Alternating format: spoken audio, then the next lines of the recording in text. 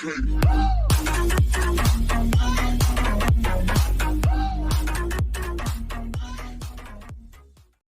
ajarkan zikir ini tidak main-main. Kalau ada yang divonis penyakit, entah Anda, kerabat Anda, keluarga Anda, sepupu dan sebagainya, dan dokter mengatakan mustahil sembuh, maka bacakan zikir ini. Allah sudah berjanji di ayat 84-nya, siapa yang mengamalkan zikir ini, saya akan sembuhkan penyakitnya, walaupun ia menderita penyakit seperti Ayyub alaihissalam, yang tidak pernah dialami orang sebelumnya, atau dirasakan orang setelahnya. Karena kadang-kadang ada keluhan ketika sakit. Ya Allah, kenapa saya begini? Ya Allah, kapan sembuhnya? Bacakan. Bagaimana cara berintrospeksi di bulan ini? Maka diturunkanlah oleh Nabi cara-cara berintrospeksi dengan 3 pendekatan utama. Ada 3 lafadznya, ini saya ajarkan yang paling ringan saja. Kalau terkait dengan dosa-dosa keseharian, maka lakukan zikir Nabi Adam. Quran surah ke-7 ayat 23. Saya yakin kita hafal. Rabbana zalamna anfusana wa illam taghfir lana wa tarhamna lanakunanna minal khasirin. Bacakan itu minimal setelah selesai kita salat. Astaghfirullah, astaghfirullah, astaghfirullah. Allahumma antas salam, minkas salam, tabarakta ya dzal jalali wal ikram. Perbanyak zikir tadi. Rabbana zalamna anfusana wa illam taghfir lana wa tarhamna lanakunanna minal khasirin. Tapi mohon sekali, ketika Anda bacakan zikir ini, jangan sekedar diucapkan di lisan. Bayangkan Anda punya persoalan apa dalam kehidupan. Jadi ketika Anda bacakan, mata Anda zalim, rasakan kezaliman itu. Ketika dengan orang tua tak bagus, bayangkan perbuatan buruk yang sedang Anda kerjakan. Begitu Anda bacakan, air mata Anda menetes, seketika ampunan Allah akan diturunkan kepada kita. Dan gugur perbuatan buruk yang pernah kita lakukan. 2, ini cepat, ada dosa yang terkait dengan aktivitas pekerjaan yang sedang kita lakukan. Kenal Nabi Yunus? Bagus. Nabi Yunus itu kan berdakwah, bekerja, beraktivitas. Cuma sayang dalam pekerjaan itu tantangannya begitu tinggi. Nanti ada lain kali kalau ngaji kesini lagi, jangan ngambil yang jauh-jauh ya, yang Anda butuhkan aja. Ya, ini kan teman-teman ada di dunia pekerjaan. Kenapa Anda nggak mengeluarkan fikih bisnis dalam Al-Quran, manajemen misalnya bisnis dalam Al-Quran, tentang pekerjaan itu aja yang dibahas.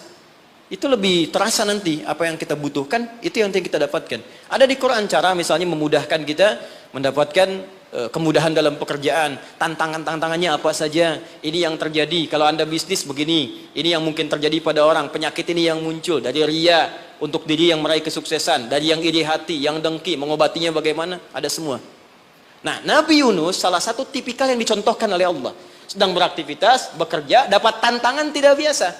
Ingat ini ya, kalau tantangannya begitu tinggi, maka lawannya sepadan. Di balik itu Allah ingin menganugerahkan anugerah yang tidak biasa. Karena ujian berat tidak akan diberikan pada orang kecil. Ya, jadi kalau Pertamina misalnya sedang menghadapi ini sesuatu yang besar, tantangan besar, artinya di balik itu ada anugerah besar yang akan dihadapkan kepada Anda. Karena itu ingat baik-baik. Dalam konteks ini Al-Quran mengatakan hanya orang-orang besar yang bisa melewati itu. Kadang-kadang di situ akan kelihatan. Orang yang cuma malas numpang kerja saja akan terlihat. Orang yang butuh tantangan, dia akan dihadapkan pada kesuksesan. Secara singkat, dakwah diusir, masuk ke kapal, sampai dilemparkan ke lautan. Ya, jadi dakwahnya diisengi, diusili, sampai yang terakhir puncaknya, dilempar ke lautan, masuk dalam perut ikan paus. Saya mau tanya sebentar, kalau masuk perut ikan paus, kira-kira pengap atau tidak? Sudah pernah masuk? Pengap, gelap, sulit kan? Baik ya? Nah, gambarannya nonton film Pinocchio kelihatan kan?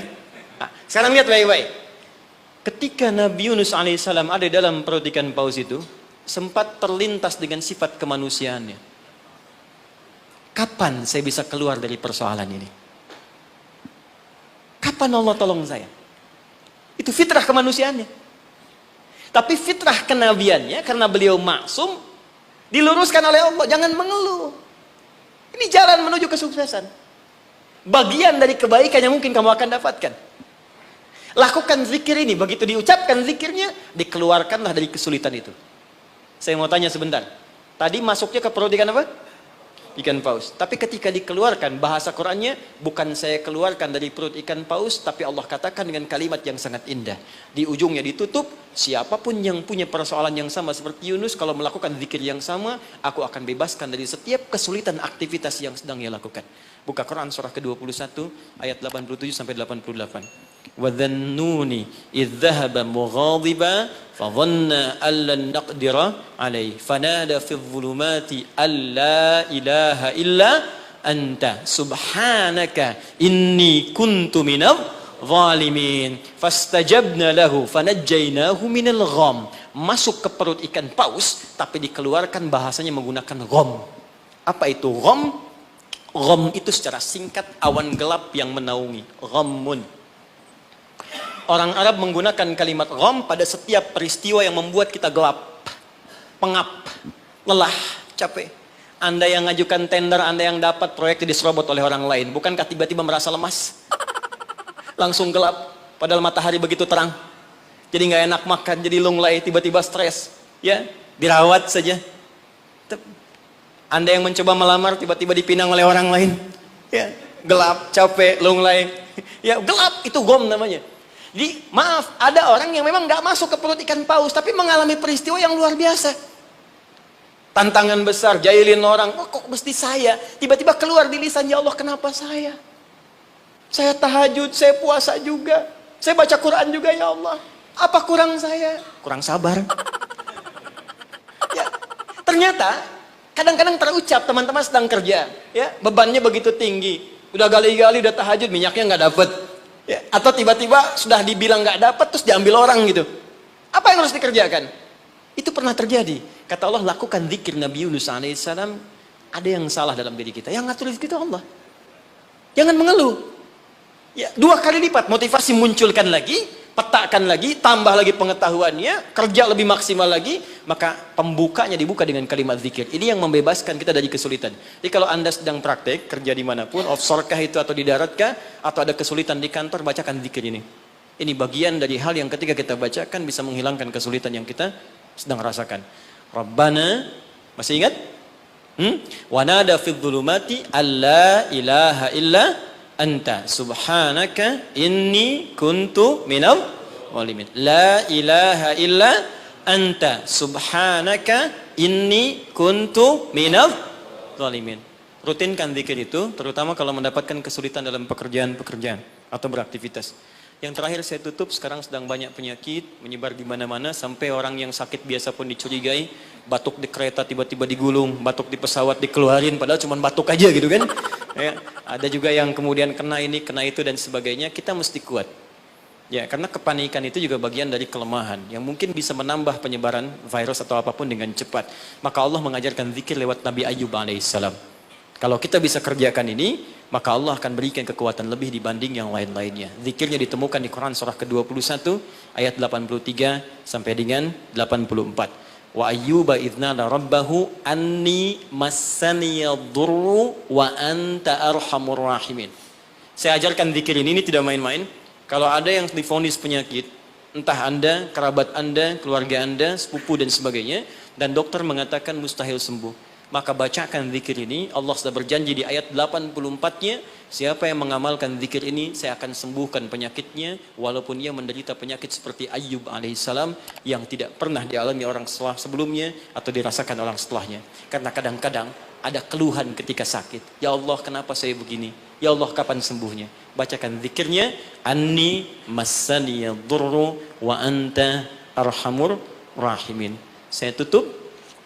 Rajab, keutamaan yang pertama akan mempercepat anugerah Allah untuk mengampuni dosa-dosa yang pernah berjalan selama hidup kita. Maka isi bulan ini dengan istighfar. Istighfar yang baik, koreksi diri kita. Sehingga saat masuk bulan Ramadan, kita sudah dalam keadaan yang optimal untuk bisa mendapatkan semua kenikmatannya. Maka mohon izin, maaf, pulang dari sini, coba cek dulu Pak ya. Ibu di rumah dengan anak-anak mungkin ada masalah, selesaikan. Dengan pasangan hidup, di kantor, jangan sampai itu yang memberatkan Anda ketika pulang kepada Allah Subhanahu wa taala. Ini bagian pesan yang pertama. Yang kedua, tingkatkan amal saleh. Ya, Ibnu Abbas mengatakan, orang yang sengaja maksiat di bulan Rajab, karena tadi ada ayatnya, maka dosanya 2 kali lipat di hari biasa. Wow. 2 kali lipat. Di orang yang bikin hoax sekarang ini, jadi buzzer, jadi macam-macam, itu 2 kali lipat dosa hari biasa. Bahkan zaman jahiliyah pun kalau muncul Rajab, itu puasa maksiat Pak, bisa puasa maksiat. Di orang jahiliyah, Abu Jahal dan kawan-kawan, itu kalau dicela di bulan Rajab, balasnya bulan depan. Ya libur dulu gitu. Nah, sekarang orang jahiliyah aja takut bermaksiat di bulan Rajab. Maka bagaimana dengan kita yang masuk dalam nilai-nilai kebaikan? Ya, dua itu. Sama persis dengan orang yang berbuat baik, pahalanya 2 kali lipat di hari biasa. Itu nasnya ada tersambung pada Ibnu Abbas radhiyallahu taala anhuma. Dari sini Nabi menganjurkan kita kemudian mengistimewakan bulan ini dengan meningkatkan amal soleh. Saya tutup, ada satu amalan yang kalau Anda kerjakan bisa menggabungkan keseluruhan yang tadi. Amal itu disebut dengan puasa namanya. Saya ulang, amal itu disebut dengan puasa. Sebab orang puasa akan otomatis meningkatkan amal soleh yang lain. Orang puasa, sholat sunnah dikejar. Jangankan yang fardu. Anda nggak puasa, belum tentu sholat sunnah. Tapi kalau sedang puasa, jangankan fardu, ketinggalan sunnah Anda bisa gelisah. Lihat Ramadan, ibu-ibu berani naruh sajadah, bertarung saat maghrib, bukan untuk isya, untuk tarawih. Simpan sajadah saf paling depan tuh. Ya, padahal tarawih hukumnya sunnah kan? Nah, jadi sunnah itu dikejar, nggak ada yang minta dicari-cari. Anda Ramadan cari yatim fakir, kenapa? Sedang puasa. Yang kedua, puasa bisa menghambat maksiat. Nggak ada orang demi Allah saya katakan, koruptor kalau puasa, nggak korupsi dulu. Ya, pencuri nggak nyuri dulu. Puasa, karena psikologi orang puasa nggak mau berbuat maksiat, takut batal puasanya. Orang pemarah pun semarah-marahnya, sedang puasa bisa berhenti marah. Buka jam 6 kurang 5 diprovokasi. Dia diam aja. Istrinya nanya, papa nggak marah? Ntar habis buka. Gak tahan. Jadi tolong hidupkan bulan ini. Yuk kita mulai. Jangan, coba dulu pelan-pelan ya. Jangan langsung tinggi-tinggi ya. Sehari dulu puasa. Sekarang Kamis, tunggu Senin. Karena kalau orang banyak puasa, kita puasanya akan lebih ringan. Ya, nanti kalau sudah Senin, istirahat dulu. Kamis puasa lagi.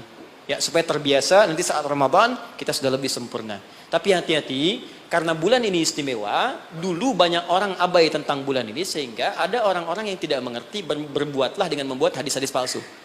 Ya, siapa yang puasa sehari bulan Rajab akan dapat begini. Siapa yang sholat pertama bulan Rajab diampuni semua dosanya. Pernah dengar hadis itu? Hadis itu palsu. Bahkan saking palsunya, di kitab hadis palsu pun tidak ditemukan. Saking palsunya.